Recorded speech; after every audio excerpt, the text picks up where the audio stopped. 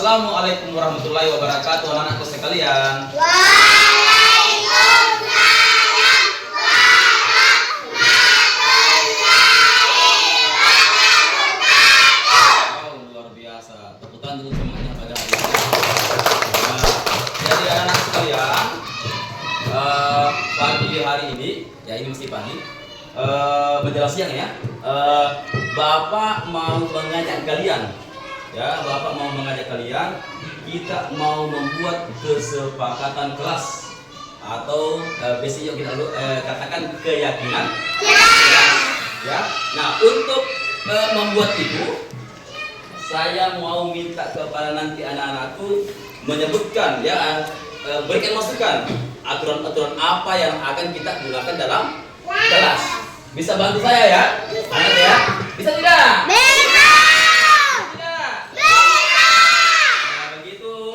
Semangat.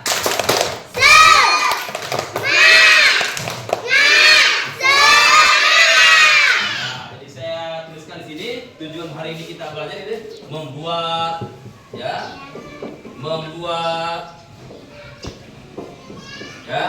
keyakinan kelas ya. Keyakinan kelas 2 ya. Mohon maaf ya, Bapak pakai tulisannya papan tulis ya, tapi saya yakin ada anak-anak di sini ya sudah bisa lah membaca, meskipun mungkin masih agak terbata-bata ya, pelan-pelan tapi bisa lah. Bisa baca ya? Bisa. Membuat keyakinan kelas. Oke. Bagaimana cara membuat keyakinan kelas? Bapak minta kesepakatan dari kalian. Ya, tolong masukkan kira-kira hal-hal apa, aturan-aturan apa yang harus kita taati di dalam ya, ada yang bisa kasih masukan? Apa kira-kira aturannya? Naikkan tangan yang berani. Ayo, naikkan tangan. Coba naikkan tangannya. Naikkan tangannya. Coba. Ada ain. Coba ain. Apa ain? Tidak boleh melakukan pemilihan kepada teman. Tidak boleh. Melakukan pemilihan kepada teman. Oh, tidak boleh melakukan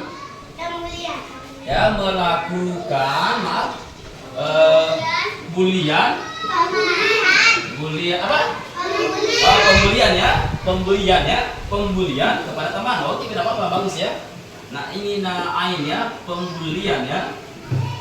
Nah, kepada teman. Bagus ain, tepuk tangan untuk ain ya. Ada yang lain selain ain, coba masukkan. Nadita.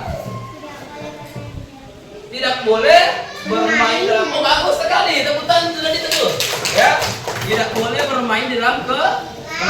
Tidak boleh bermain di dalam kelas. Bagus. Sudah ada 2. Siapa lagi? Coba ada Holipah.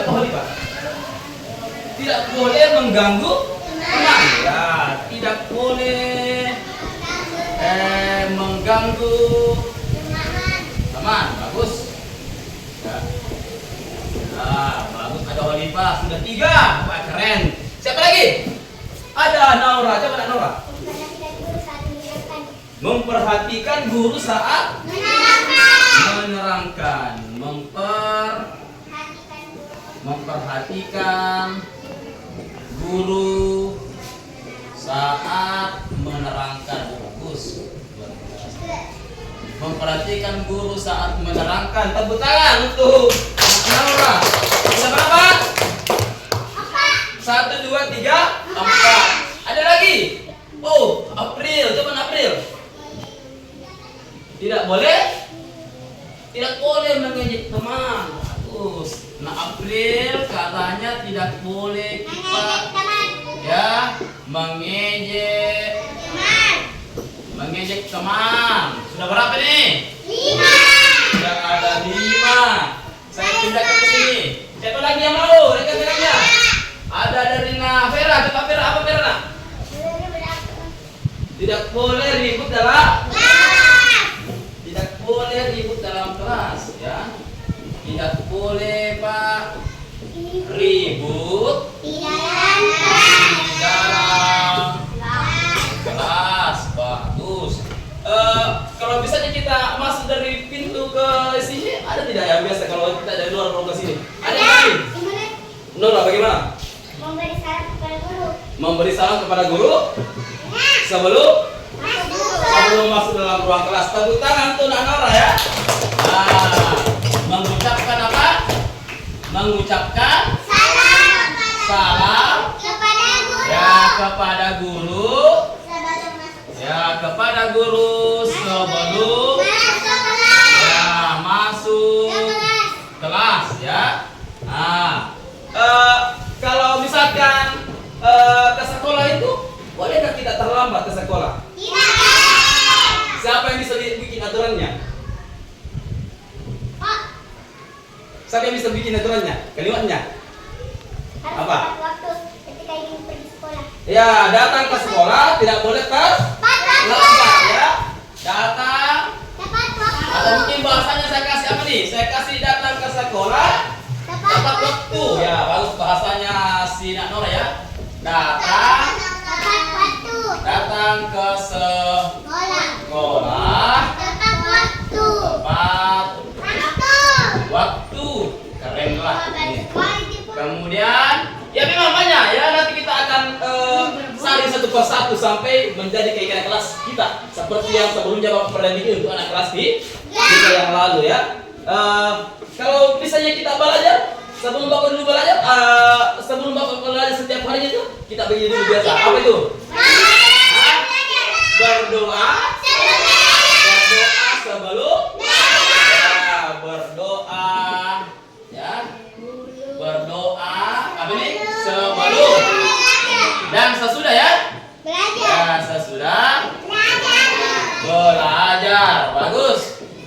Ya. Selanjutnya apa lagi? Apa lagi?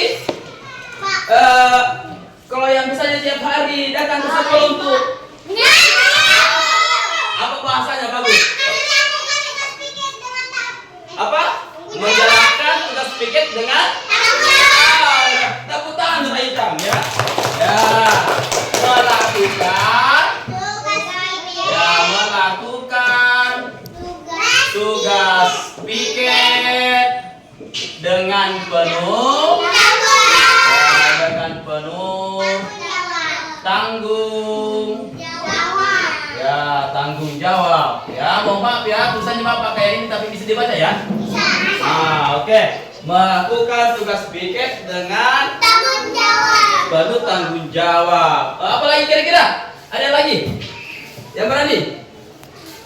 Ayo sampaikan. Ya, ayo sampaikan. Apa lagi nih? Coba. Sudah banyak? Satu. Bantu Bapak hitung. Satu.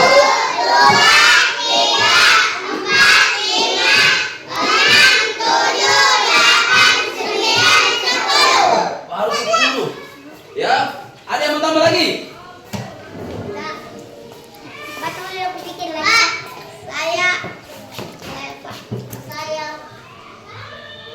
Nah, sekarang sudah ada 10. Sudah ada 10 ya. Coba apa lagi tadi? Coba April. Sopan kepada ya, sopan kepada guru Aprilia. Bagus. Nora sudah banyak sekali. Yang lain? Vera, apa Vera? Tidak boleh berbicara sama teman. Boleh sebenarnya kalau di luar, cuma pada saat belajar ya. Bagus, tepuk tangan untuk Vera ya. Tidak boleh cerita sama teman pada saat belajar. Tidak boleh katanya. Ya. Tidak boleh cerita sama teman saat belajar. Nah ini, oh sudah banyak loh. Papan tulisnya penuh. Sudah banyak ya. Saya hitung dulu. Ayo bantu Bapak hitung dulu. Barang sudah.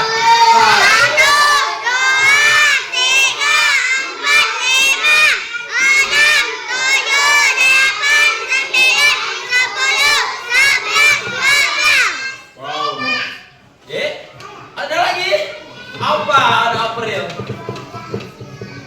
boleh jahat, tidak boleh jahat sama teman. Katanya si April, saya tambah di sini ya. Ya, tidak boleh jahat kepada teman. Katanya April ya, kepada teman. Oke deh, kayaknya ini sudah banyak sekali loh. Ya. Sudah berapa tuh? Sudah ada 13. Kalau sudah hitung ada 12, sekarang sudah 13. Oh, sudah banyak. Sekarang ini karena banyaknya ini, saya mau anak-anakku bantu lagi Bapak. Bantu Bapak mengubah kata-kata ini menjadi kalimat positif. Ya, artinya semacam kata ini tidak boleh, ini kata-kata tidak boleh, ini harus kita hilangkan. Kita ganti dengan kata-kata yang lebih baik, ya. Tidak boleh melakukan perbedaan ya. Macam ini. Bisa bantu saya? Bantu saya yang lihat yang pendapat dari Nora, tidak boleh melakukan pembulian kepada teman. Kira-kira apa nih bagus bahasanya ini? Tidak melakukan pembulian kepada teman. Tidak melakukan pembulian kepada teman. Berarti kata ininya Hapus. diganti ya. Kata bolehnya ya. Tidak. Boleh. Saya tuliskan kembali, tidak melakukan. Tidak Apa? melakukan. Tidak melakukan Pembulian. Kalau pembulian itu biasanya orang bilang perundungan ya. Ya. Jadi tidak melakukan Perundungan perundungan kepada teman. ya, perundungan Apa itu bilang mau bilang? ya kepada Teman. teman. Bagus, tepuk tangan Kak Nora ya. Tepuk tangan. Ayo kurang meriah, kayak tadi pagi. Tepuk tangan untuk Kak Nora. Luar biasa ya.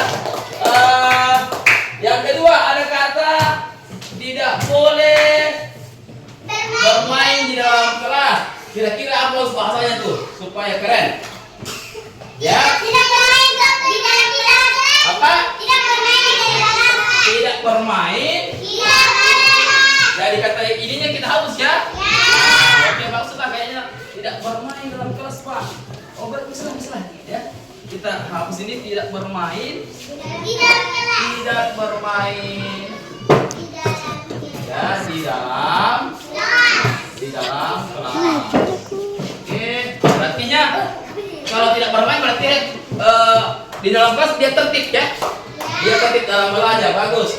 Ini lagi ada yang berikut ini, tidak boleh mengganggu teman. Kalau tidak boleh mengganggu teman, ini sama dengan tidak boleh mengganggu teman itu kira-kira masuklah barangkali di sini ya. Ini boleh sama yang di sini lah. Tapi beda-beda tipis ya. Ya, tidak boleh. Jadi mungkin ini tidak boleh mengganggu teman. Lebih kepada ini ya, menjaga ketertiban kelas. Tidak boleh mengganggu teman. Saya coba ganti ya. Bapak ganti dengan menjaga ketertiban kelas. Bagus ya. Menjaga ketertiban kelas. Saya hapus lagi nih ya. Menjaga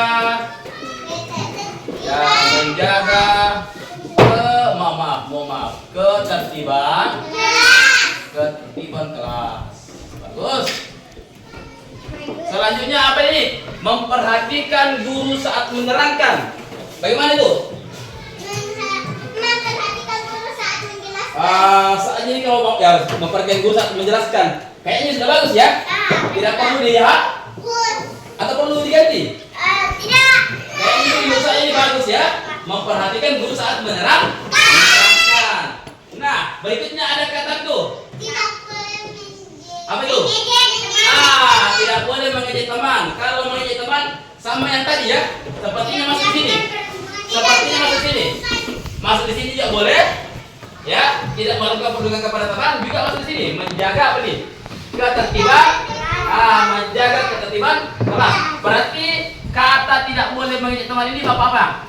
Bapak hapus ya, Bapak tiadakan dulu ya. Karena sudah sesuai dengan keyakinan yang ada di atas ya. Takutnya terlalu banyak ya. Nah, sekarang tidak boleh jahat kepada teman. Ini tadi pendapatnya April. Kira-kira bagaimana nih? Sudah bagus atau ada yang perlu kita ganti? Atau ada yang sesuai dengan yang ada di atas? Itu paling atas Pak, aman sih Pak. Oh, tidak boleh jahat kepada teman. Ini masuk sini ya. Tidak melakukan apa nih? Perundungan kepada teman. Tidak melakukan apa?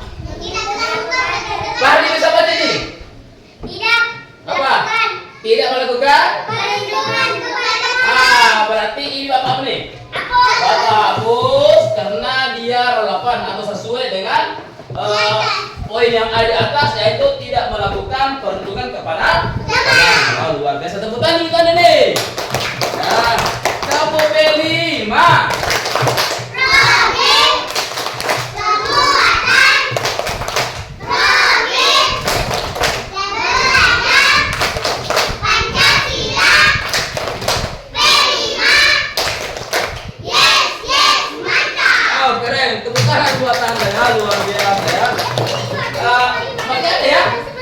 Masih ada ya? Ya, Pak Sai. Ini nih, tidak boleh ribut di dalam kelas. Diganti apa nih bagus? Tidak melakukan. Kayaknya masih di mana nih kira-kira? Atau ada poin di sana yang sama? Ya, Pak. Ya? Ada, Pak. Yang mana? Yang mana? Dalam kelas. Apa? Tidak bermain dalam kelas. Tidak bermain dalam kelas, tidak boleh bermain dalam kelas. Sesuai dengan tidak bermain dalam kelas. Atau sama dengan menjaga ketertiban kelas. Berarti ini apa nih? Aku. Bapak hapuskan. Bagus. Bapak hapuskan yang ini. Wah, luar biasa anak ya. Nah sekarang berikutnya ada kata apa lagi tuh? Mengucapkan salam kepada guru sebelum masuk kelas. Sebelum masuk kelas. Ya. Coba mengucapkan salam kepada guru sebelum masuk kelas. Kira-kira ini sudah bagus ya? Iya, Pak. Bapak tidak perlu hapus ya. Iya, Pak. Ini sudah keren. Sekarang yang berikutnya apa itu? Datang ke sekolah tepat waktu. Wah, menurut Bapak ini bagaimana? Atau menurutnya bagaimana ini? Sudah bagus? Perlu dihapus? Atau ada poin yang sama dengan yang di sana? Tidak ada ya? Berarti tidak perlu ya? Dihapus. Yang berikutnya poinnya apa itu? Apa? Berdoa sebelum dan sesudah belajar. Itu sudah. Bagaimana kira-kira itu? Sudah bagus atau bagaimana? Hah? Sudah keren juga ya? Apa lagi yang berikutnya itu? Apa itu? Ini melakukan tugas piket dengan penuh tanggung jawab. Sudah keren ya? Sudah keren ya? Selanjutnya apa itu?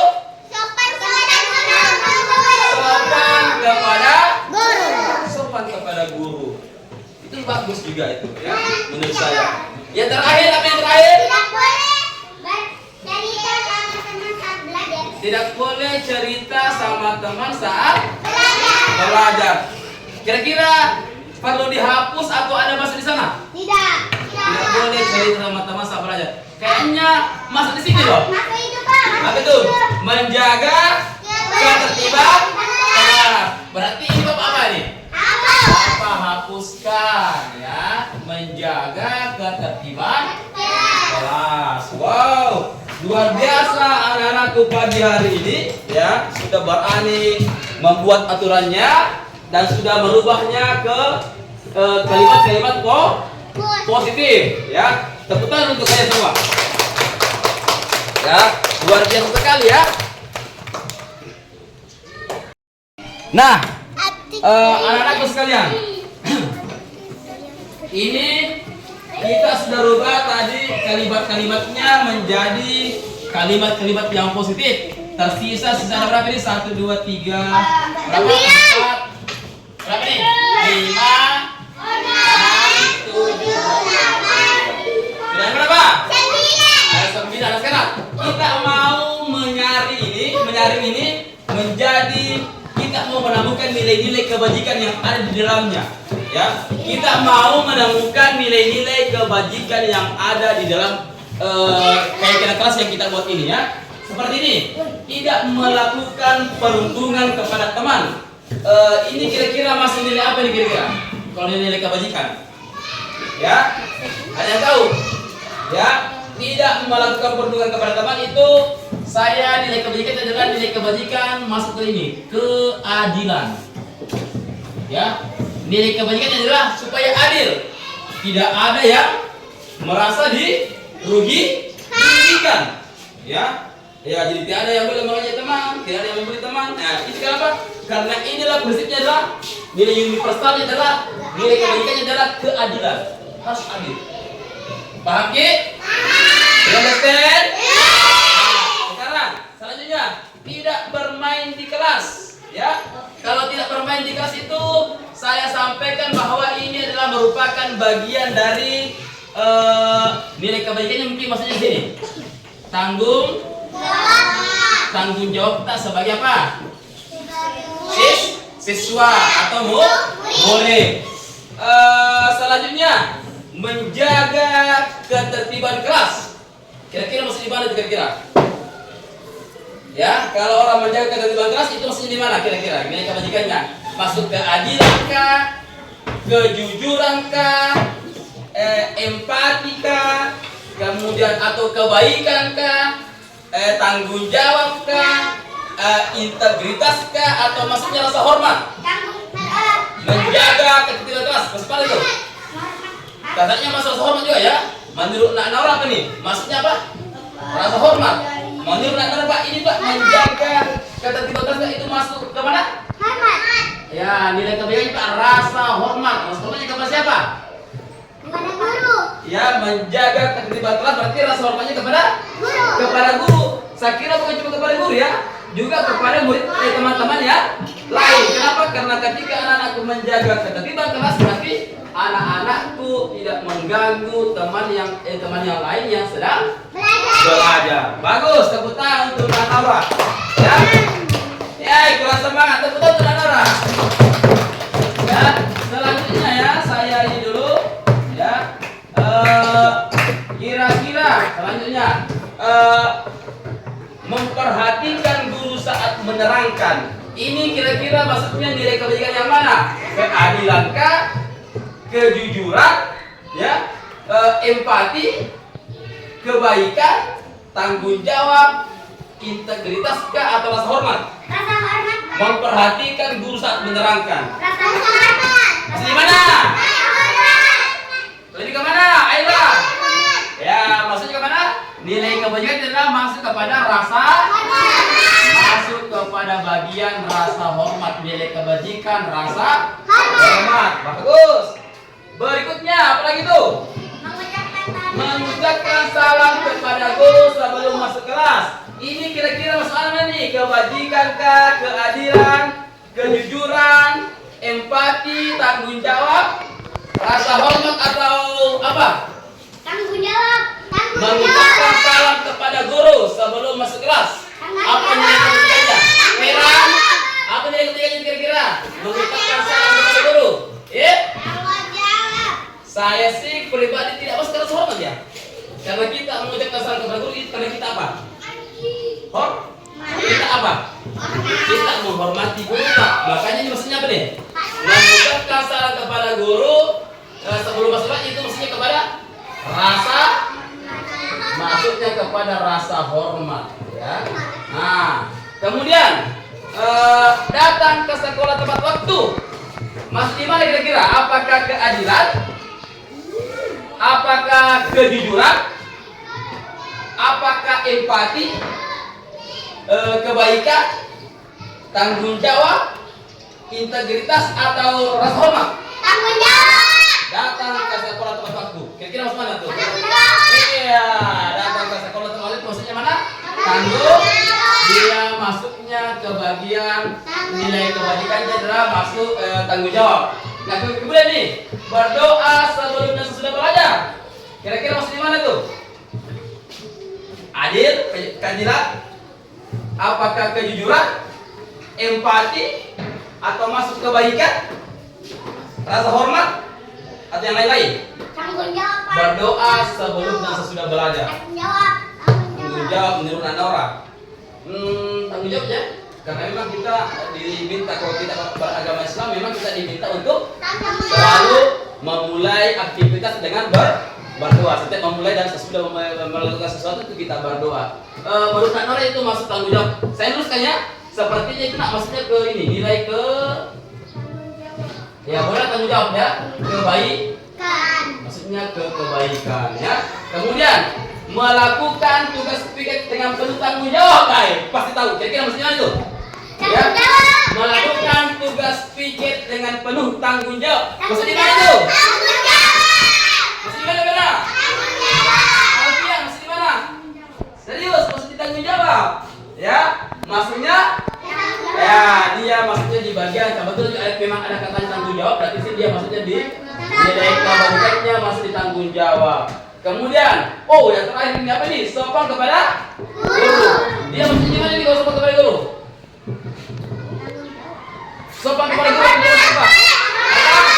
Dia masuknya kepada rasa hormat. Wow, luar biasa anak-anak Tuhan ini ya.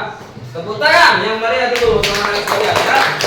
Sudah membuat aturannya, kemudian kita rubah menjadi kalimat positif. Kemudian tadi barusan kita menyarikan ya kepada nilai-nilai kebajikan. Luar biasa. Tepuk tangan yang meriah dulu teman-teman semua. Wow, luar biasa anak-anak ya. Tepuk semangat dulu. Tepuk semangat.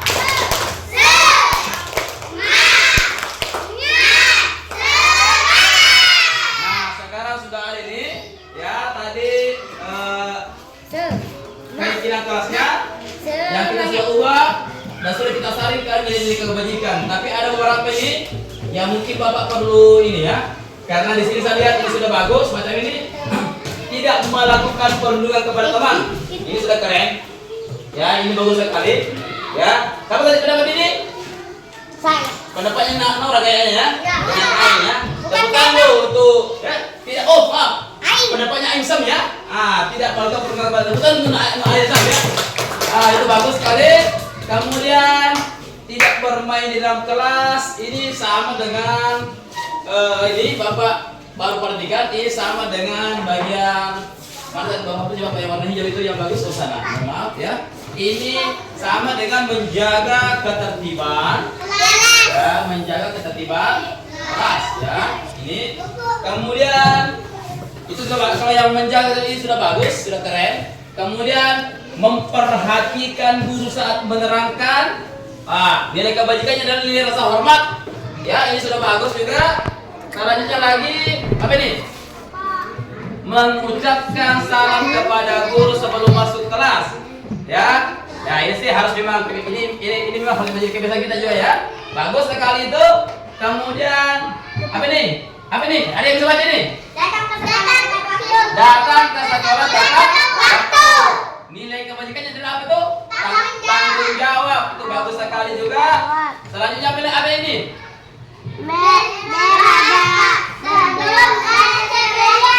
Yang jelas, tidak jelas bacanya apa ini? Ya, ini nilai kebajikannya masuk kemana? Masuk nilai kebaikan, keren sekali. Terus apa lagi yang berikut ini? Melakukan tugas piket dengan penuh tanggung jawab. Nilai kebajikannya apa? Tanggung jawab juga bagus sekali. Selanjutnya apa ini? Apa yang terakhir ini? Sopan kepada guru. Nilai kebajikannya apa? Rasa hormat. Wow, luar biasa. Tepuk tangan untuk kalian ya. Ini saya kira sudah bagus sekali. Sudah ada sekitar ini 1, 2, 3, 4, 5, 6 sekian sudah bagus. Nah sekarang Bapak bacakan ulang kembali ya. Bapak bacakan yang pertama tadi, tidak melakukan perundungan kepada teman. Nilai kebajikannya adalah keadilan. Bisa kita lakukan? Anda yakin ini bagus? Ini bagus. Bapak juga bilang bagus ini ya. Kemudian menjaga ketertiban kelas. Nilai kebaikan adalah rasa hormat. Keren ini.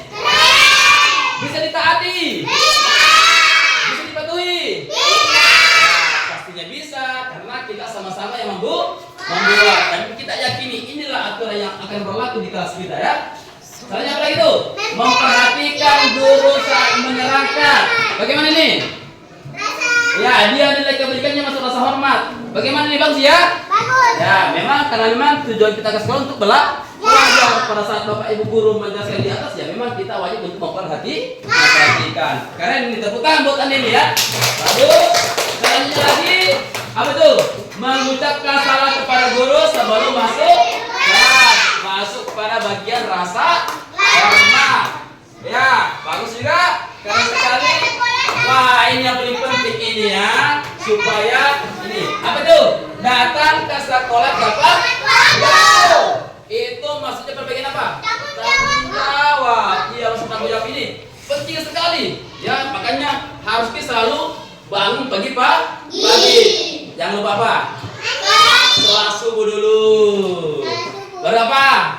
Mandi. Sudah mandi apa? Sarapan. Jangan lupa pakai seragamnya lengkap, baru berangkat ke sekolah. Bagus tuh, berarti tuh datang ke sekolah tepat waktu. Kenapa lah?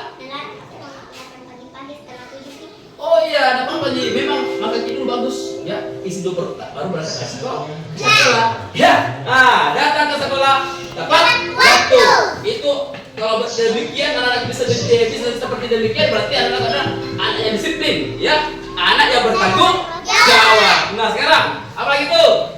Berdoa sebelum dan sesudah belajar ya. Tadi saya katakan sebagai umat Islam, ya. Kalau kita beragama Islam, setiap mau melakukan sesuatu dan ketika selesai melakukan sesuatu, kita wajib berdoa. Kenapa? Karena segala sesuatu itu datangnya dari siapa? Datangnya dari Allah Subhanahu Wa Taala. Nah, kita juga sebagai manusia ya, sebagai hamba, kita berdoa, kita memohon. Kita tidak punya kemampuan sama sekali, ya. Yang memberikan kita kemampuan, yang memberikan kita kekuatan adalah siapa? Allah Subhanahu wa Ta'ala. Kita memohon selalu, berdoa selalu kepada Allah, ya. Kepada Allah kita meminta pertolongan hanya kepada Allah Subhanahu wa Ta'ala. Oke?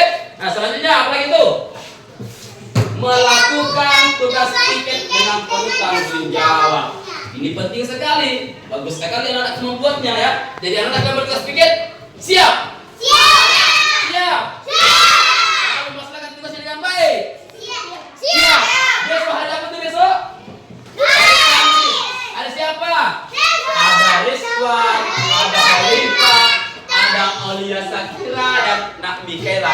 Tolong ya, dilaksanakan tugasnya dengan penuh tanggung jawab ya. Siap. Nilai apanya? Maksud tadi nilai kebajikan apa? Nilai kebajikan adalah tanggung jawab ya. Kemudian sapa kepada guru itu mencerminkan nilai kebajikan rasa hormat. Wow, luar biasa anak-anakku hari ini ya. Saya kira anak-anakku sudah berhasil membuat keyakinan kelas. Semoga anak-anakku dengan keyakinan kelas yang kita buat bersama ini, anak-anakku benar-benar selalu taat, selalu patuh, selalu disiplin ya, menjalankan keyakinan kelas kita ini dengan penuh rasa tanggung jawab. Ya, terima kasih anak-anak sekalian. Mohon maaf kalau Bapak terlalu ini ya, tapi saya berharap anak-anakku betul-betul meyakini dan bisa kita jalankan keyakinan kelas ini dengan sebaik-baiknya. Bapak akhiri pertemuan kita hari ini dengan ucapan Assalamualaikum warahmatullahi wabarakatuh.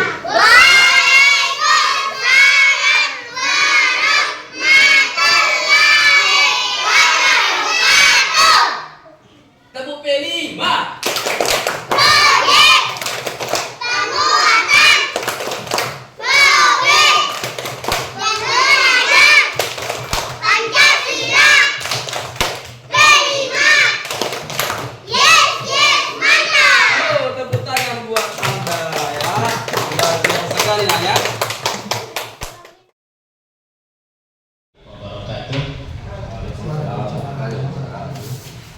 Pertama dan paling utama saya mengajak kepada diri saya dan teman-teman sekalian untuk senantiasa kita bersyukur kepada Allah Subhanahu wa Ta'ala, Tuhan yang Maha Esa, yang telah memberikan kita kebaikannya, nikmatnya hingga pada siang hari ini di hari Selasa tanggal 27 Agustus 2024 kita masih bersama-sama untuk melaksanakan tugas rutin kita yang telah dibebankan negara kepada kita dan juga merupakan tanggung jawab kita baik kepada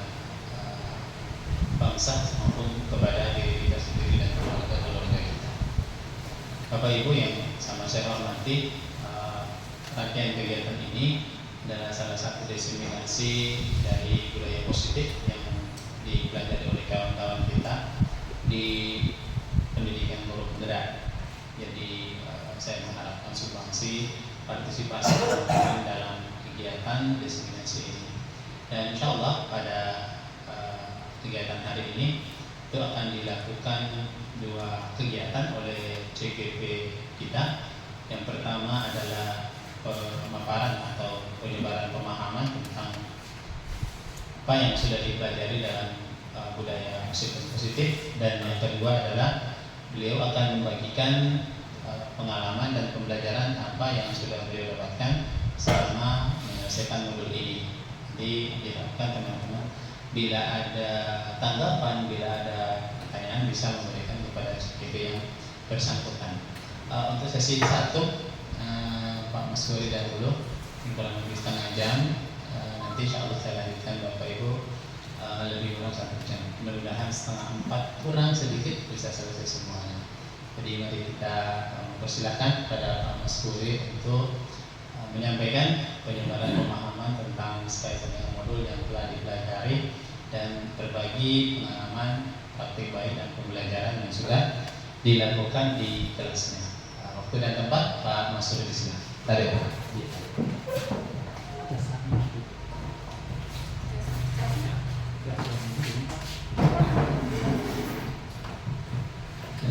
Terima kasih banyak Pak atas kesempatan yang diberikan.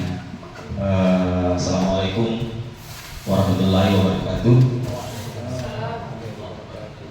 Sebelumnya Bapak Ibu guru, saya ucapkan banyak terima kasih atas kesediaan dari Bapak Ibu untuk hadir pada kegiatan siang hari ini, yaitu saya akan mencoba untuk mendiseminasikan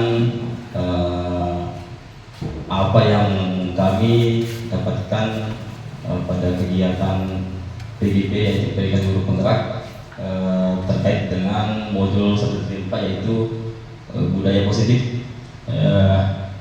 Kalau berbicara budaya positif sebenarnya bukan karena saya sebenarnya melihat dari teman-teman sekalian di sekolah ini, dari segi disiplin dan lain sebagainya, saya lihat teman-teman jauh lebih baik daripada saya. Kemudian saya juga merasa terus terang agak ragu juga berbicara di sini karena selama ini saya juga tidak terlalu banyak memberikan contoh yang baik terkait masalah budaya positif ataupun disiplin positif kepada teman-teman. Justru yang saya lihat teman-teman yang jauh lebih baik daripada saya. Tapi saya akan mencoba Bapak Ibu, mudah-mudahan saya mampu memberikan ini, menyampaikan terkait hal tentang budaya positif ini kepada teman-teman. Di sini mungkin Pak ada pertanyaan, apa itu budaya sekolah? Sekaitan dengan itu, budaya sekolah adalah seperangkat nilai, norma, keyakinan dan perilaku yang secara bersama-sama dianut dan dipraktikkan oleh seluruh warga sekolah, mulai dari siswa, guru, staf hingga kepala sekolah. Ini adalah jiwa dari sebuah sekolah yang kemudian membentuk suasana, iklim dan karakteristik yang unik, di mana hal ini akan membedakan antara satu sekolah dengan sekolah yang lainnya. Selanjutnya dalam budaya positif Pak ada 5 atau ada 6 konsep utama dalam budaya positif, yaitu pertama ada perubahan paradigma belajar dan disiplin positif. Yang kedua ada motivasi perilaku manusia. Ketiga ada keyakinan kelas, kebutuhan dasar manusia, posisi kontrol dan segitiga restitusi. Terkait dengan perubahan paradigma belajar, pembelajaran dengan paradigma baru itu dirancang berdasarkan prinsip pembelajaran yang terdiferensiasi, sehingga setiap siswa belajar sesuai dengan kebutuhan dari tahap perkembangannya untuk mewujudkan profil pelajar Pancasila. Artinya perubahan paradigma belajar ini yang dulunya mungkin ketika kita melakukan pembelajaran kepada peserta didik itu fokusnya atau sumbernya biasanya lebih banyak kepada guru, terpusat kepada guru. Nah, untuk saat sekarang ini proses belajar mengajar itu kita harapkan lebih banyak terpusat kepada siswa. Nah, kemudian disiplin positif, ya. Ketika kita mendengar kata disiplin, apa yang terbayang di benak kita, Bapak Ibu? Apa yang terlintas di pikiran kita? Mungkin ada dari teman-teman yang bisa memberikan ini jawaban terkait dengan disiplin, atau mungkin pemahamannya lah terkait dengan disiplin ini. Ada ya? Ya, kalau tidak ada ya Bapak ya. Nah, di sini Pak, kalau disiplin positif, ya itu kebanyakan orang itu akan menghubungkan kata disiplin dengan tata tertib, teratur, dan kepatuhan pada peraturan.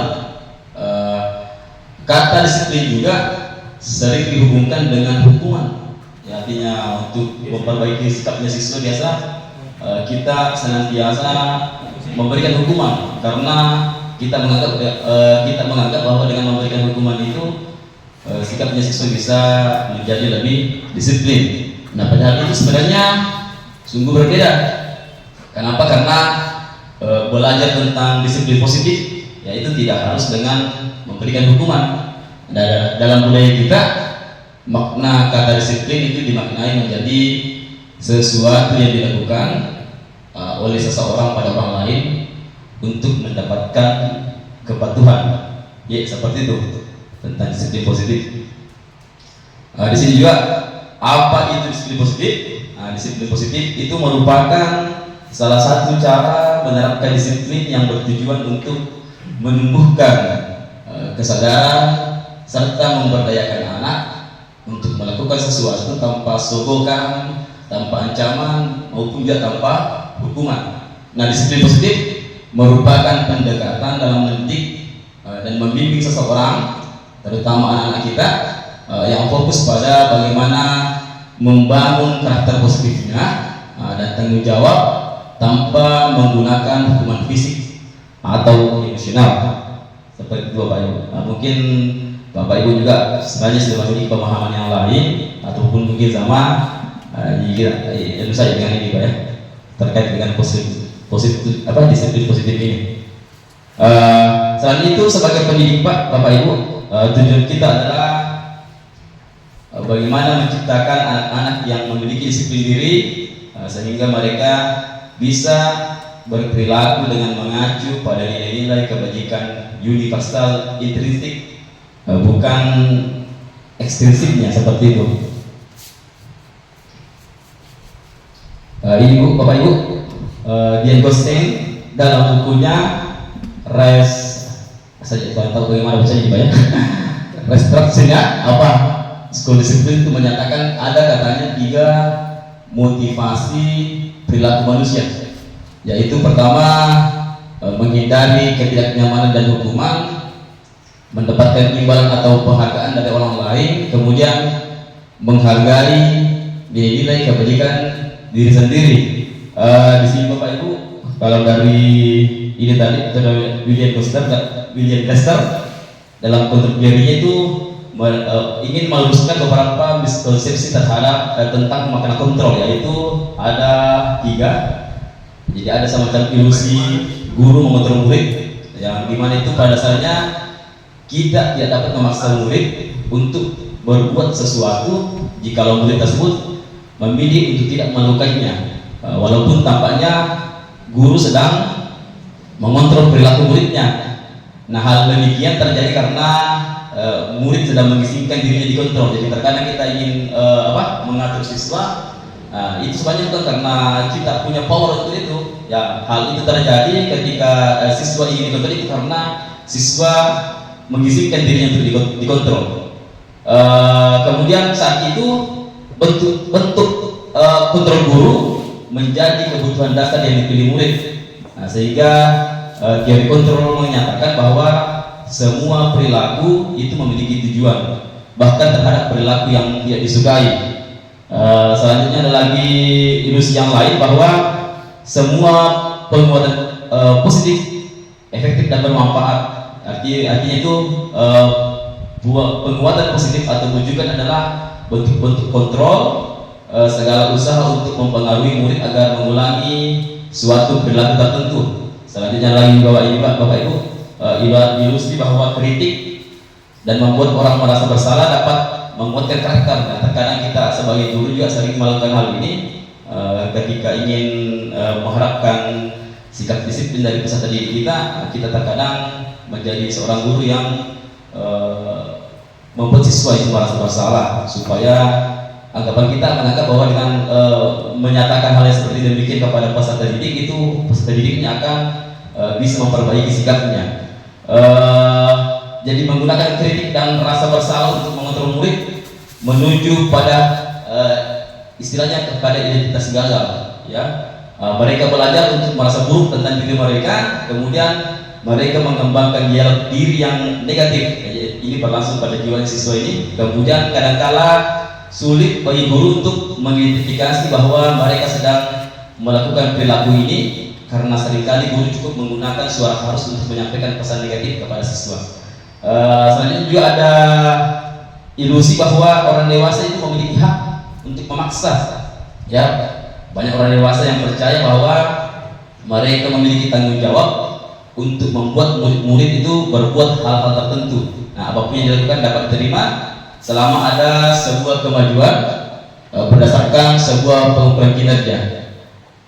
Pada saat itu orang dewasa akan menyadari bahwa perilaku memaksa tidak akan efektif untuk jangka panjang, dan sebuah hubungan permusuhan akan terbentuk. Cuma Pak Detin menaik Pak sakit hati kepada orang yang memberikan ini. Saya kembali Pak di ini yang bagian motivasi perilaku manusia, itu menghindari dari ketidaknyamanan dan hukuman, kemudian mendapatkan imbalan atau penghargaan dari orang lain, menghargai diri kebaikan diri sendiri. Jadi hal-hal ini yang banyak memotivasi perilaku kita dalam bertindak atau dalam melakukan kontrol kepada orang lain. Saya dapat saja ini Pak karena sama saja. Nah, ini yang saya bicarakan tadi tentang konsep disiplin yang dengan identitas gagal. Ketika kita memberikan hukuman, hal itu akan membuat siswa menyakitkan buat siswa. Ya, pemberian hukuman kemudian membuat siswa juga merasa tidak nyaman. Ya, muridnya menjadi takut. Hukuman kemudian sifatnya memaksa peserta didik, kemudian murid tentunya karena hukuman yang takut akan hukum yang akan kita berikan, membuat muridnya akan menyembunyikan kesalahan. Selain itu, murid juga merasa rendah diri. Ada juga biasa memberikan penghargaan. Nah, ternyata memberikan penghargaan kepada peserta didik itu dianggap tidak efektif, ya. Hal tersebut itu dianggap merusak hubungan, ya. Kemudian dianggap juga bisa mematikan kreativitas, menghukum dengan sistem ranking, kemudian merampas hak menghargai dirinya. Selanjutnya, kalau konsep disiplin dengan identitas sukses, ada penerapan konsekuensi dan restitusi, di mana kalau dalam hal pemberian konsekuensi itu penguatannya cuma jangka pendek, kemudian perlu monitoring berkelanjutan, ada stimulus respon, kemudian murid menghormati peraturan dan kehilangan waktu untuk merenungi kesalahannya. Sementara dengan pendekatan restitusi untuk membawa identitas gagal menjadi identitas sukses, yaitu murid akan bertanggung jawab untuk perilakunya, kemudian fokus pada pemecahan masalah jangka panjang. Selanjutnya murid akan menghormati dirinya dan orang lain. Terus teori kontrol, dirinya akan memegang kontrol, kemudian murid bersemangat untuk memperbaiki kesalahan. Nah, ini ada contoh kasus Bapak Ibu. Kalau siswa, misalnya ada contoh kasus siswa yang sering tidak mengerjakan PR. Mungkin kita sering mengalami Kalau kita memberikan semacam hukuman, guru menghukum siswa tersebut hormat bendera selama 10 menit. Ya, gurunya marah, tetapi muridnya kemudian menjadi takut. Kalau kemudian kita memberikan konsekuensi, ya, guru memberikan konsekuensi untuk mengerjakan PR saat istirahat atau dikerjakan sebanyak 3 kali lipat, nah gurunya akan bertindak tegas dan siswa akan menghormati peraturan. Sementara dengan menggunakan restitusi, guru akan mencoba dengan menanyakan keinginan kelas atau dirinya dan membantu siswa menyelesaikan masalah. Nah, gurunya terbuka, kemudian siswa menghormati dirinya juga menghormati orang lain. Nah, ini Bapak Ibu ada semacam pernyataan terkait dengan tindakan guru kepada siswa. Yang pertama ini mencatat 100 kali di dalam buku kalimat, saya tidak akan terlambat lagi karena terlambat ke sekolah. Mungkin beberapa dari kita pernah melakukan hal seperti ini ya, meminta anak untuk mencatat. Nah, ini kira-kira Bapak Ibu, menurut Bapak Ibu, ini maksudnya hukuman atau konsekuensi kira-kira? Maksudnya apa? Ya, mencatat 100 kali di dalam buku kalimat, yaitu saya tidak akan terlambat lagi karena terlambat katanya ke sekolah, ya. Ini masuk hukum Pak atau masuk konsekuensi kira-kira Bapak Ibu? Konsekuensi ya. Kemudian ini Pak, lari mengelilingi lapangan basket 2 kali karena terlambat hampir di sekolah. Hukum Pak ya. Kemudian membersihkan coretan yang dibuatnya di meja tulis. Konsekuensi Pak ya. Kemudian murid diminta untuk push up 15 kali karena tidak menggunakan masker ke sekolah. Hukum apa ya? Selanjutnya lagi menggantikan kertas tugas teman yang telah dicoret-coret. Ini konsekuensi atau hukuman? Konsekuensi Pak ya. Tapi selanjutnya lagi mau maaf agak banyak nih. Kemudian berjemur Pak di lapangan basket pukul 12.00 siang karena mengobrol dengan teman. Ini masuk hukuman atau konsekuensi ya Pak ya? Hukumannya, wah Bapak Ibu mesti jago-jago ya. Jago-jago ya. Kemudian Pak, ini murid diminta bertelanjang kaki sepanjang hari karena tidak menggunakan sepatu warna hitam sesuai peraturan sekolah. Hukum ya, diminta bertelanjang kaki. Oh, ini seperti kasusnya Pak Lukman itu kemarin. Kemudian berdiri di depan kelas sambil mengangkat kaki satu karena tidak bisa menjawab pertanyaan. Wow. Hukum apa ya? Membersihkan tumpahan air di meja dan ditulis karena tersenggol pada saat belajar. Konsekuensi Pak ya. Kehilangan 10 menit istirahat untuk mengerjakan tugas karena terlambat datang dan tertinggal pelajaran. Ternyata ada sih jawabannya Bu. Ya, dan ternyata ada jawabannya di sini. Ya, Bapak Ibu di sini sudah hebat, jadi sudah layak semuanya masuk guru penggerak. Tepuk tangan dulu yang mereka ya. Ya, saya bisa bangga ini ya. Selanjutnya Bapak Ibu ya, tentang keyakinan kelas ya.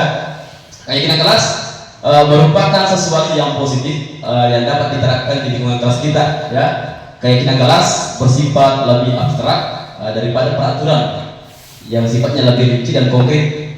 Kemudian keyakinan kelas berupa pernyataan universal.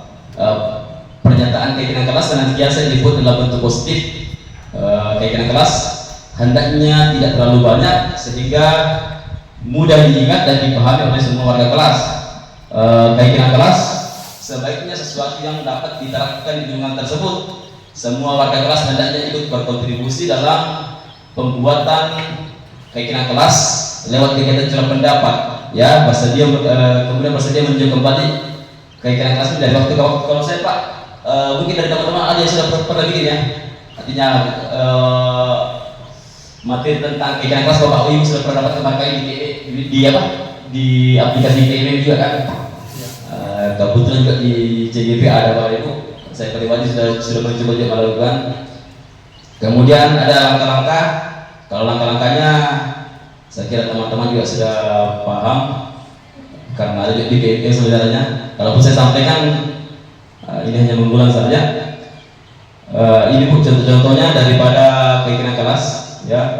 Bekerja sama membersihkan kelas, menjaga dan meletakkan barang sesuai tempatnya, mengerjakan tugas tepat waktu, saling peduli, menghargai dan membantu satu sama lain. Kalau di kelas saya tempo hari saya buat kaitan kelasnya di mana itu? Nah, ini terlalu panjang Bapak Ibu ya. Materinya padat. Ini kaitan kelas yang saya buat di kelas Pak. Kami bersama anak kelas 2 itu menyepakati itu ini kaitan kelasnya datang ke sekolah tepat waktu, berdoa sebelum dan sesudah belajar, menjaga kebersihan ketertiban kelas, kemudian memperhatikan guru saat menerangkan, mengerjakan tugas pikir dengan penuh tanggung jawab, kemudian tidak melakukan perundungan terhadap teman.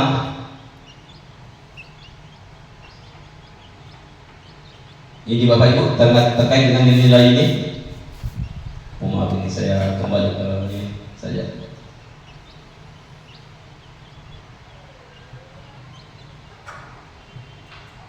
Nah, saya masuk kembali Pak ke bagian kebutuhan dasar manusia. Jadi kebutuhan dasar manusia itu ini terkait dengan tentang bagaimana bertahan hidup, ya. Kebutuhannya bersifat fisiologis, ya. Kasih sayang yang rasa diterima. Selain itu ada didorong oleh kebutuhan psikologisnya. Selanjutnya ada penguasaan.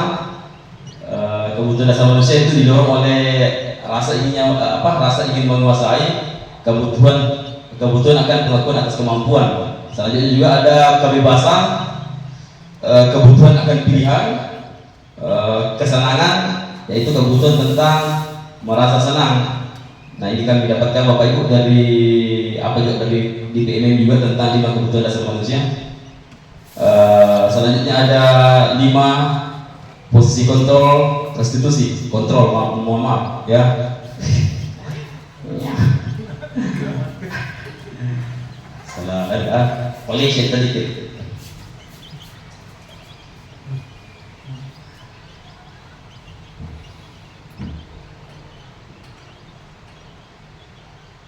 Terkait dengan ini ya, 5 posisi kontrol. Wah, sayangnya materinya tanya sekali sebelah ini. Iya. Ini Bapak Ibu terkait dengan 5 posisi kontrol.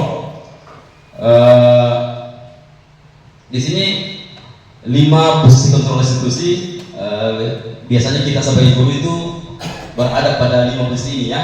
Kita sebagai guru biasa menjadi penghukum ya. Karena juga kita sebagai seorang guru dalam usaha ingin memberikan kontrol kepada peserta didik, kita terkadang memposisikan diri kita sebagai guru yang membuat rasa bersalah. Kadang juga kita memposisikan diri sebagai teman, kadang kita memposisikan diri juga sebagai seorang pemantau ataupun sebagai seorang manajer. Sedikit saya jelaskan Bapak Ibu, kalau masalah penghukum tadi, nah seorang penghukum itu biasa menggunakan hukuman fisik atau verbal ya. Orang-orang yang menjalankan posisi penghukum itu senantiasa mengatakan bahwa sekolah memerlukan sistem atau alat yang dapat lebih menekan murid-murid lebih dalam lagi ya. Guru-guru yang penghukum biasanya itu menerapkan posisi penghukum berkata seperti ini Bapak Ibu ya, patuhi aturan saya atau awas ya. Karena juga kita sebagai guru dalam posisi penghukum ini mengatakan kamu selalu saja salah, artinya di mata guru yang seperti ini siswa itu tidak ada benarnya ya. Kemudian pasti selalu yang terakhir selesai ya. Kadang guru yang seperti ini mengatakan seperti kepada siswa. Kemudian guru seperti ini biasanya senantiasa percaya bahwa hanya ada satu cara agar pembelajaran bisa berhasil, yaitu biasanya guru penghukum ini nada suaranya tinggi, bahasa tubuh, matanya melotot dan jarinya menunjuk-nunjuk atau menghardik ya. Kadang menyampaikan kata-kata yang bagaimana, terlambat lagi, pasti terlambat lagi, selalu datang terlambat. Nah, kapan sih bisa datang tepat waktu ya, seperti itu Bapak Ibu. Kalau kemudian ada posisi guru dalam hal membuat rasa bersalah, saya pribadi saya melakukan hal yang seperti ini Bapak Ibu ya. Ternyata ini salah. Katanya kalau guru dalam membuat rasa bersalah ini, posisi ini biasanya guru akan bersuara lebih lembut ya.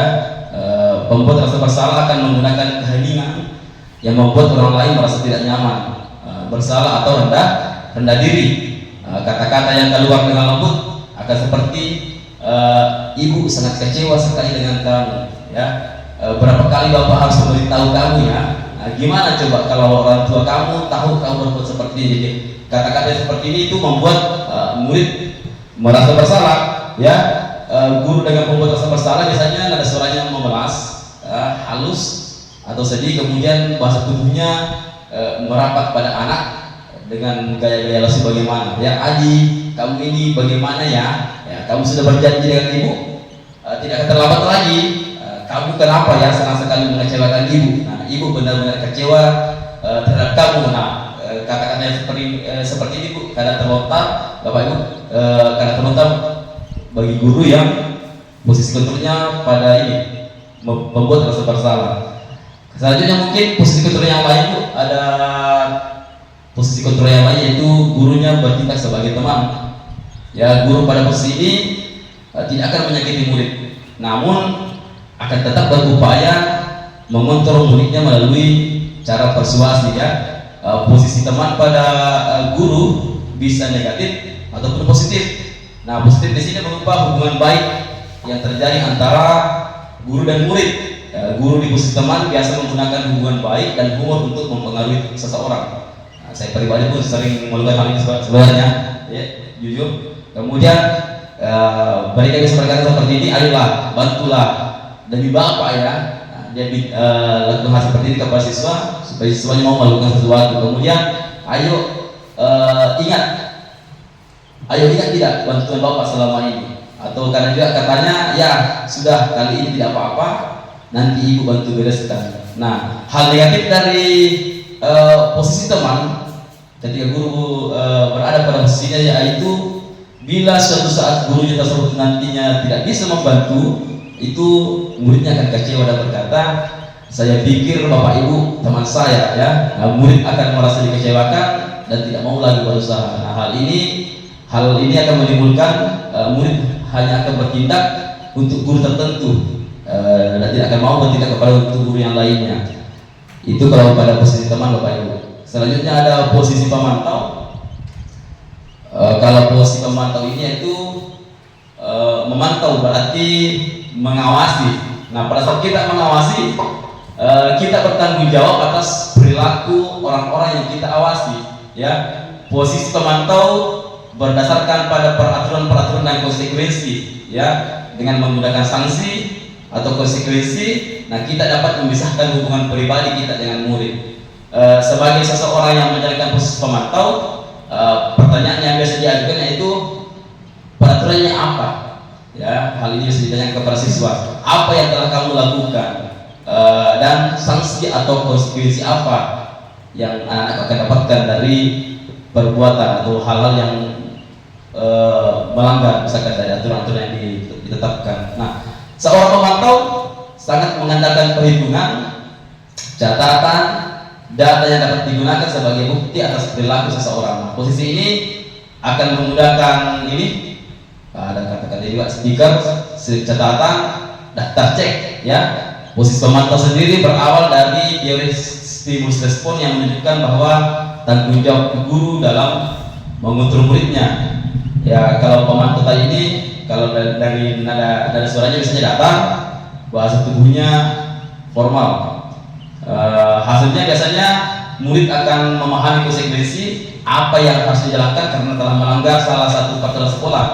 Kemudian guru tidak akan menunjukkan suatu emosi yang berlebihan, tidak akan menjadi marah atau membuat merasa berbuat salah.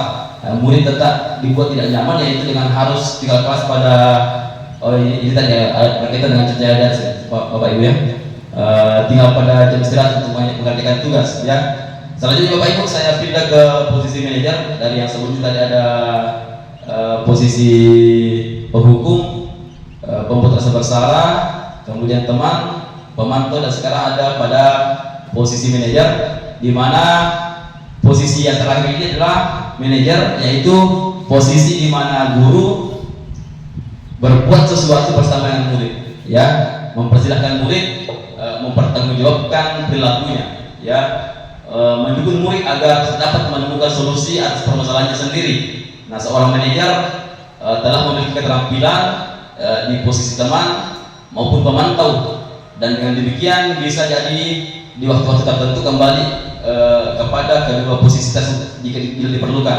Namun bila kita menginginkan murid-murid kita menjadi manusia yang merdeka, mandiri dan bertanggung jawab, maka kita perlu mengacu kepada restitusi yang dapat menjadikan murid kita seorang manajer bagi dirinya sendiri. Ya, di manajer ini, di posisi manajer ini, murid diajak untuk menganalisis kebutuhan dirinya maupun kebutuhan orang lain. Bapak Ibu, di antara kelima posisi kontrol ini, kira-kira menurut Bapak Ibu mana yang lebih bagus di antara semua itu? Ya, manajer Bapak Ibu ya, di antara semua. Kemudian ini Bapak Ibu tadi berkaitan dengan yang tadi itu.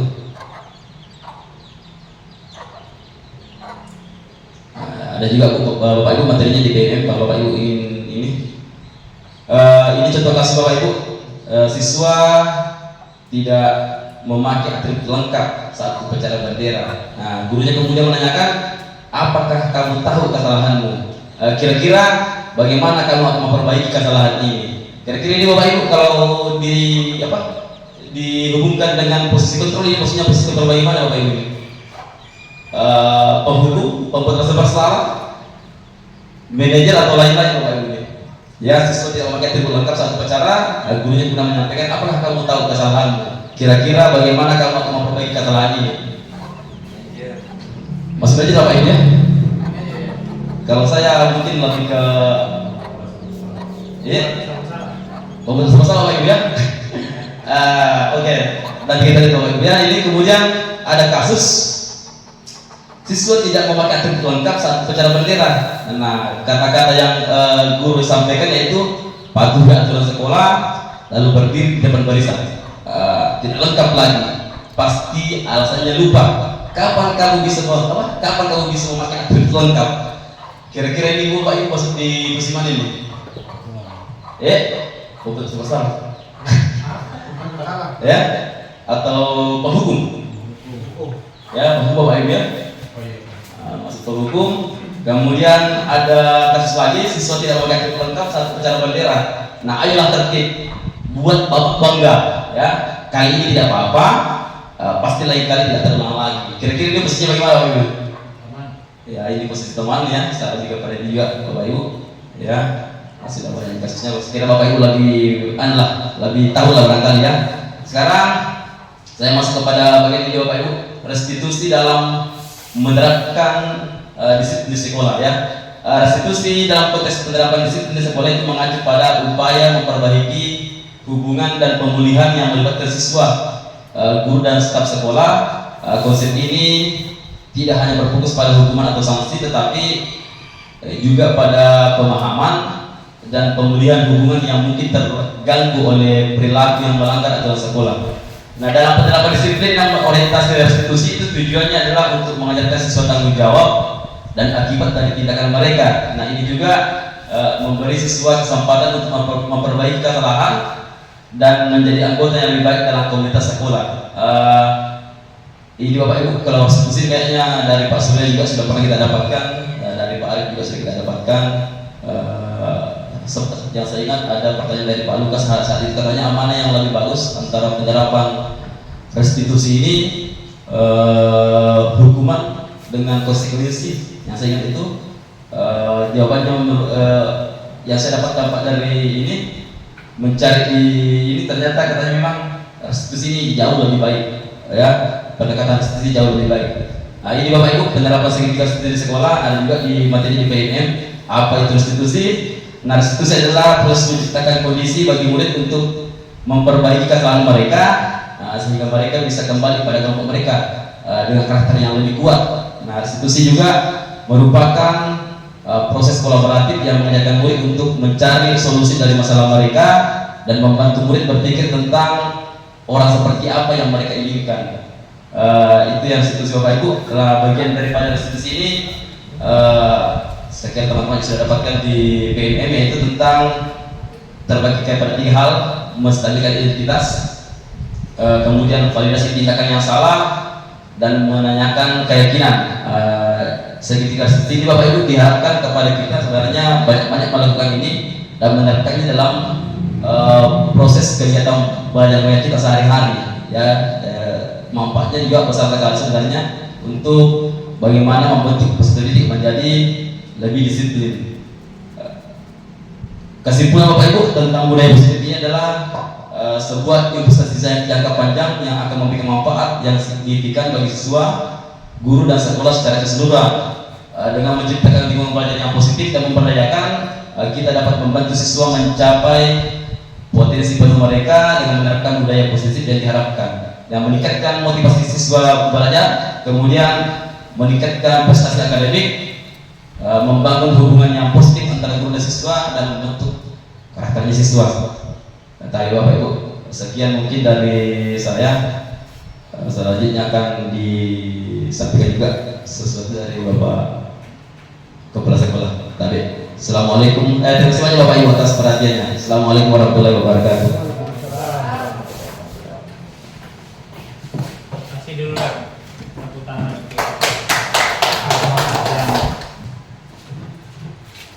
Ada? Kalau tidak ada, kita lanjut. Ayo mulai, Tabib silakan. Ya, Warahmatullahi wabarakatuh. Waalaikumsalam warahmatullahi wabarakatuh. Tadi saya tentang masalah disiplin negatif positif kan? Tapi kemudian saya menerangkan yang tentang masalah umpan baliknya. Tentu ada umpan baliknya itu sistem disiplin negatifnya. Bagaimana contohnya itu sistem umpan negatifnya itu? Terima kasih. Oke, Pak Asker, Bisa lebih perjelas pada maksudnya pada kami karena kita menggunakan diksi disiplin positif. Kalau disiplin positif itu bagus, terus disiplin negatif itu apa? Adakah atau tidak? Tapi nanti dijawab Pak. Kita persilakan dulu teman yang lain. Mungkin masih ada satu. Salah saya jawab lagi. Pak Lukas, silakan. Terima kasih atas kesempatan yang diberikan saya. Bukan saya berbicara ini mau mencoba Bapak guru yang hebat yang sudah menampilkan beberapa materi.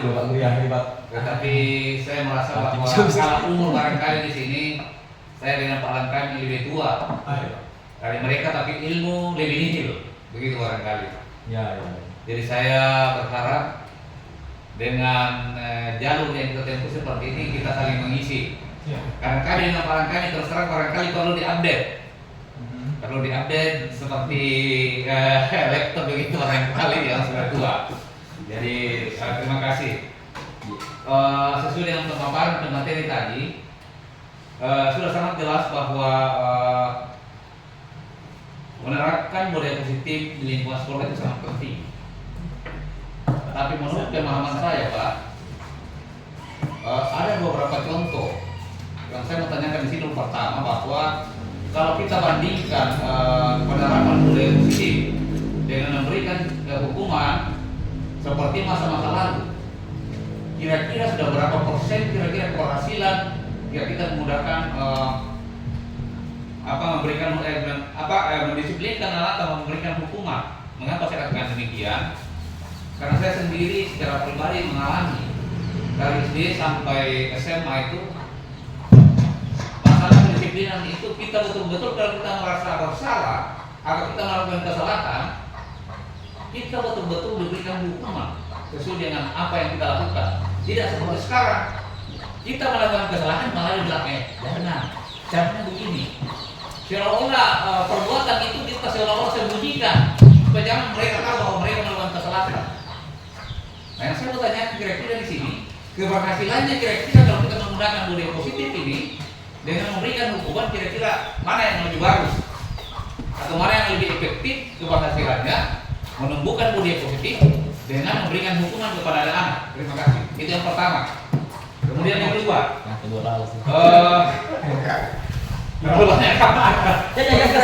kedua, jelas kalau kita melakukan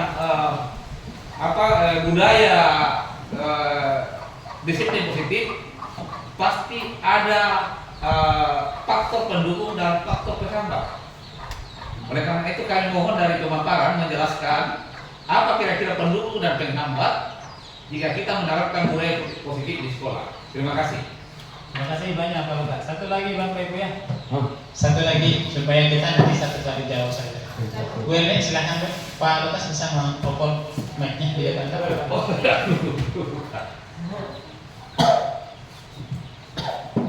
Ya, terima kasih. Nggak apa-apa, Bu. Nggak apa-apa. Ya, jadi sekali ya para materi tadi ya. Idealnya memang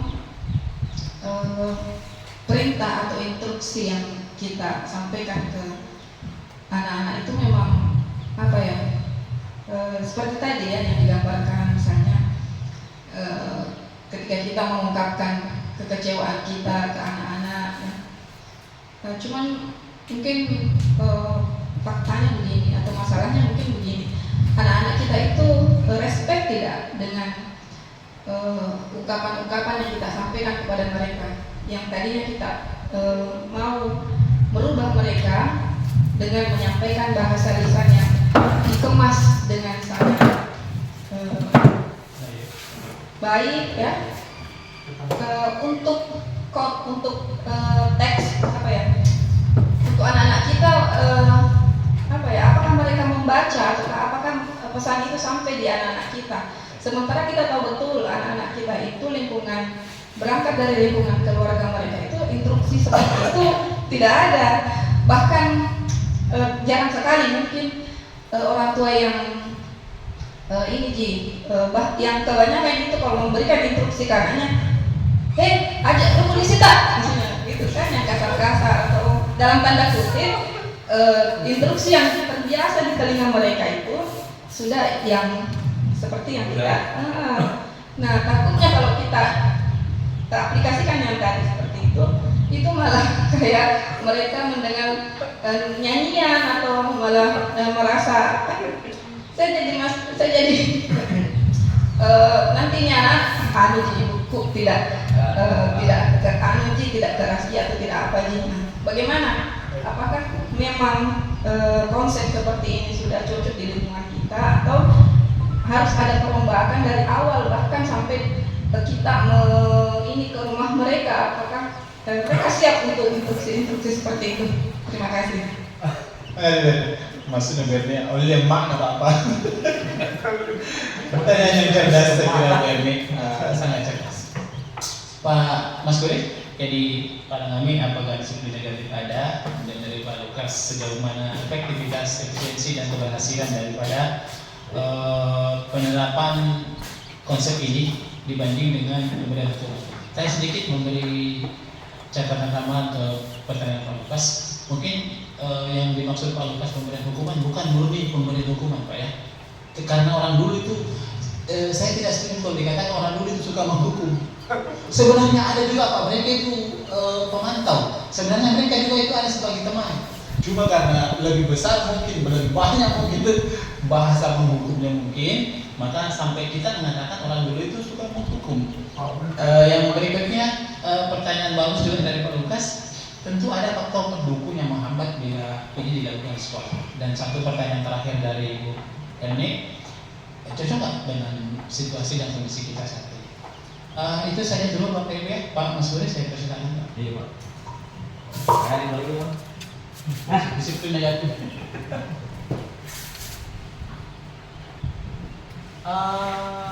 Saya start 2:30 Pak ya. Bisa. Ya, karena saya. Ya, terima kasih banyak Pak atas pertanyaan dari Pak kami. Katanya apakah ada disiplin negatif? Terserah Pak kami ini sebenarnya kalau dalam hal berpikir sesuatu ini Pak kami sebenarnya terus kritis sekali juga. Karena saya pribadi Pak, mungkin dari dulu sampai sekarang saya tidak pernah mendengar istilah itu Pak. Ya, saya tidak pernah mendengar istilah yang namanya disiplin negatif. Ya, cuma dari hal-hal yang negatif, biasanya orang berangkat bagaimana kemudian mengupayakan agar hal-hal yang negatif ini bisa diubah menjadi hal-hal yang positif. Seperti demikian Bapak Ibu. Kalaupun tidak ada teman-teman yang mungkin punya ini pemahaman lain terkait dengan disiplin negatif, ya mungkin bisa memberikan pemaparan terkait dengan hal itu. Kemudian untuk pertanyaan dari Pak Lukas, mengatakan apa katanya yang lebih efektif. Ya sama dengan pertanyaan jawaban Pak Arif tadi dulu. Pada katanya lebih efektif antara hukuman, konsekuensi dan restitusi.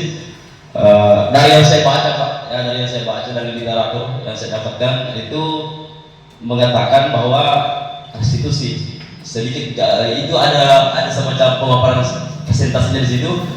Restitusi terjadi memang sedikit lebih bagus.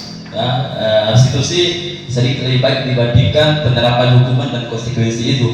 Kalau kemudian dihubungkan dengan pengalaman Pak Lukas sendiri, katanya zaman dulu kita dengan istilahnya apa, pendidikan yang keras bisa menghasilkan orang-orang yang dikatakan sukses seperti sekarang ini.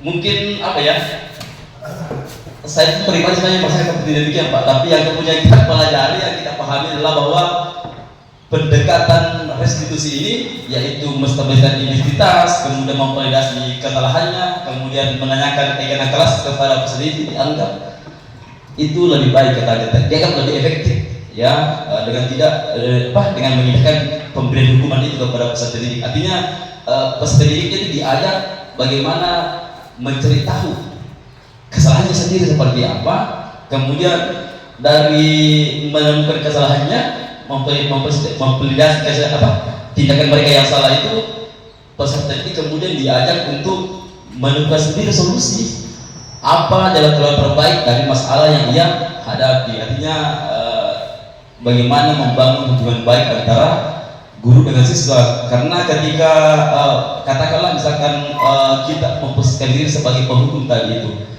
ya mungkin di suatu saat dengan pemberian disiplin dengan cara menghukum ini mungkin akan bagus Bapak Ibu, tapi ini akan menimbulkan dendam.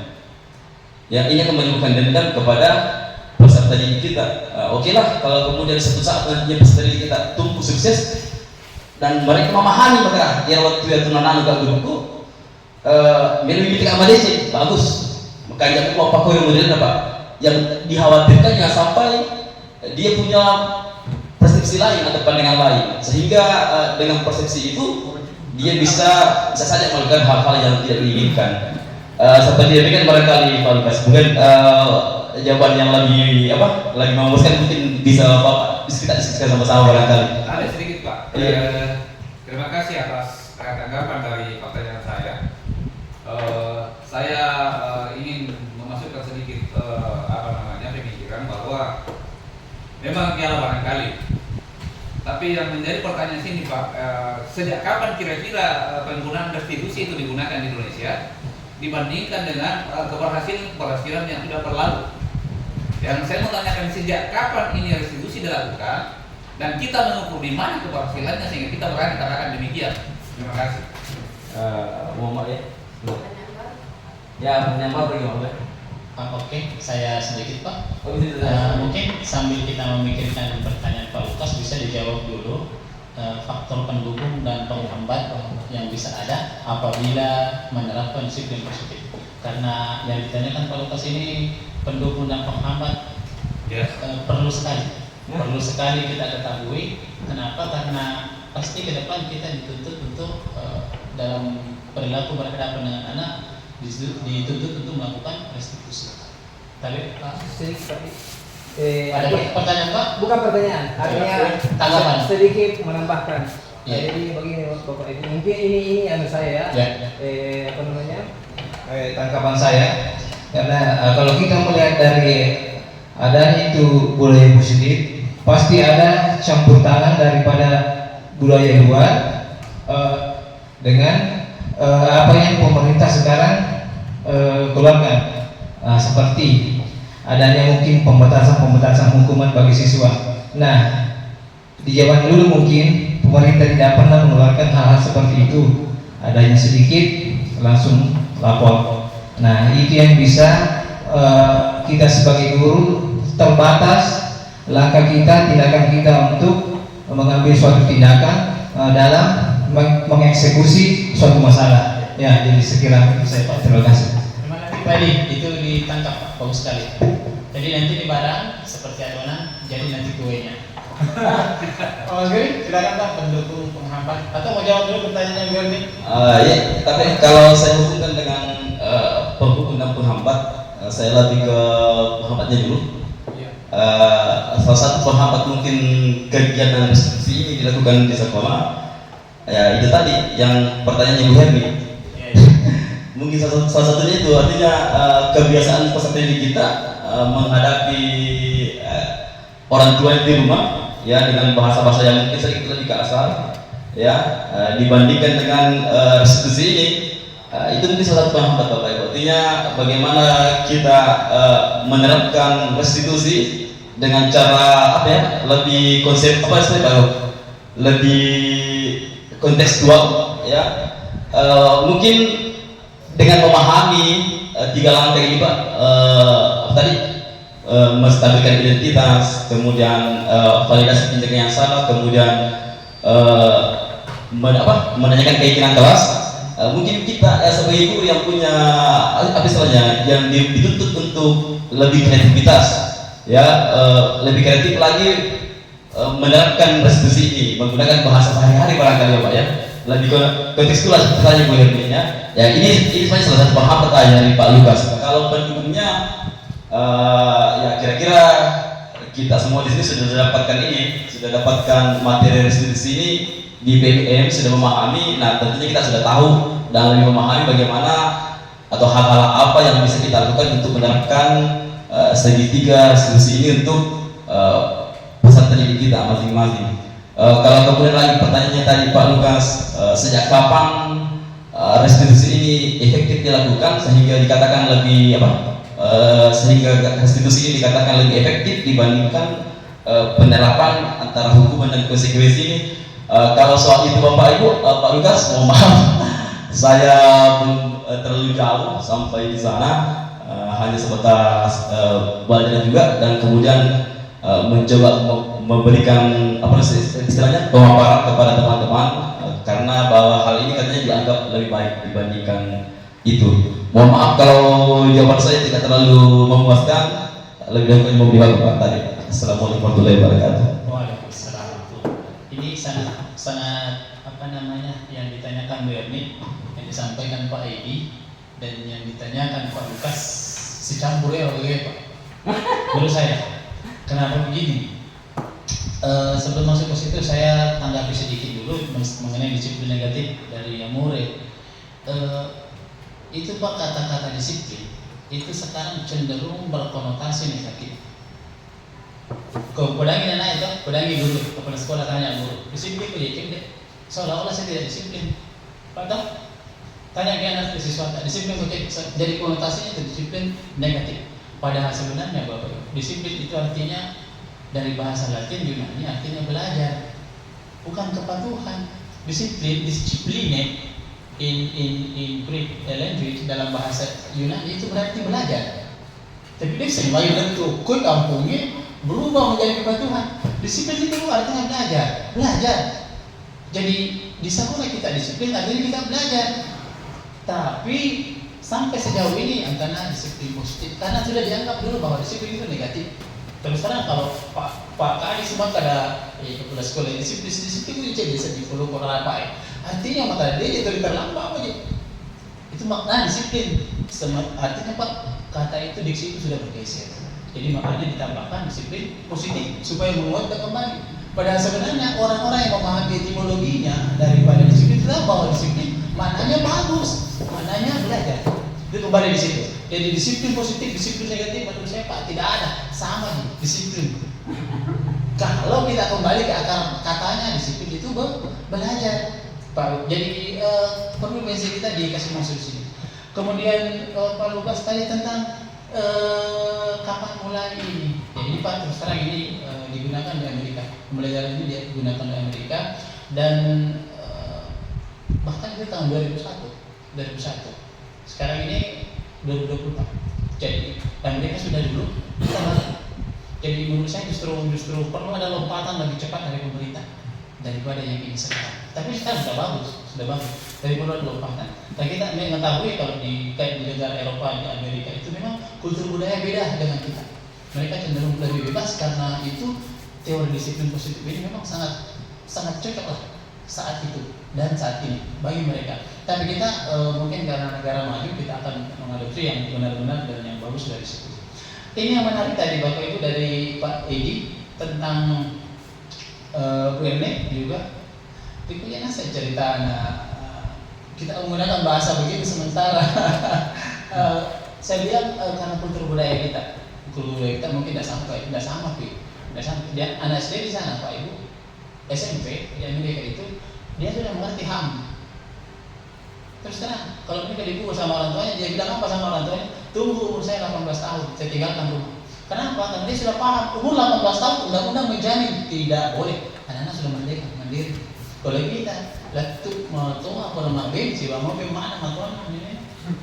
Itu suatu perbedaan kultur. Jadi memaksakan sesuatu kalau saya perlu asimilasi, artinya sedikit demi sedikit. Yang dikatakan Pak ini bahwa kenapa hukuman mungkin tidak cocok lagi ya, karena itu misalnya ada undang perlindungan anak, tetap kita kena Pak, dan yang melakukan juga itu pemerintah juga.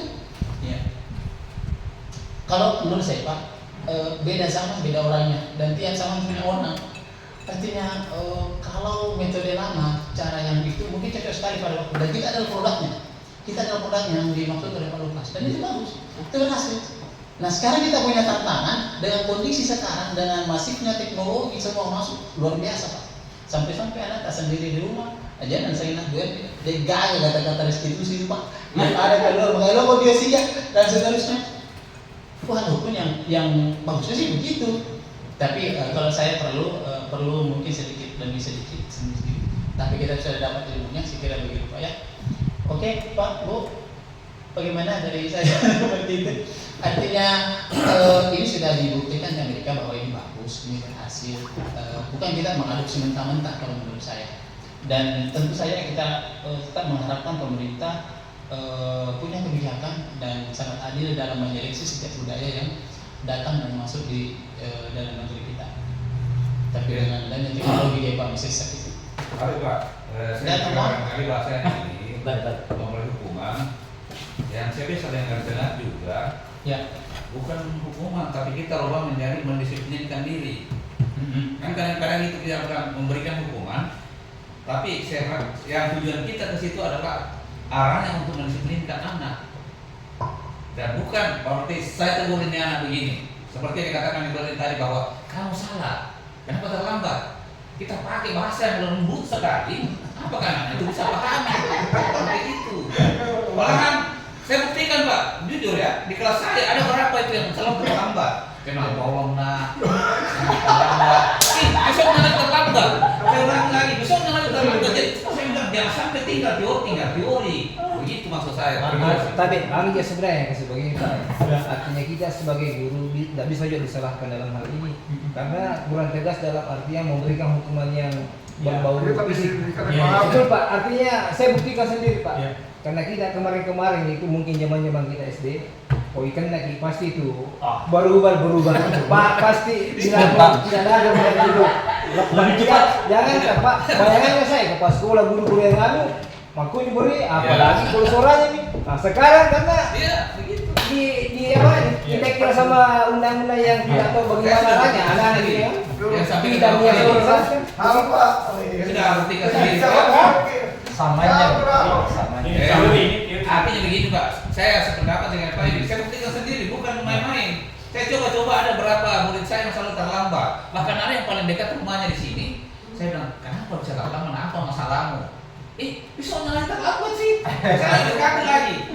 Contohnya Aan itu jujur ya saya ini saya bicara fakta Pak tentang teori ini. Dengan cara berdekatan saya sudah besok nyalain terlambat lagi. Dibilang lagi sama saya mau bagaimana lagi? Nanti kita belajar bareng-bareng lagi untuk tiga teori ini. Iya, jadi itu ya. Saya dapat tiga teori ya. Karena Berni sudah memberikan dasarnya bahwa tidak bisa. Dia maksudnya begitu ya. Kalau di Amerika nggak sudah, mereka direstitusi pas masuk, tak masuk selesai. Kenapa? Karena memang orangnya beda. Lebih itu Pak dibina. Pak, saya lanjut saya 5 menit. Pak, kita minta pinjam.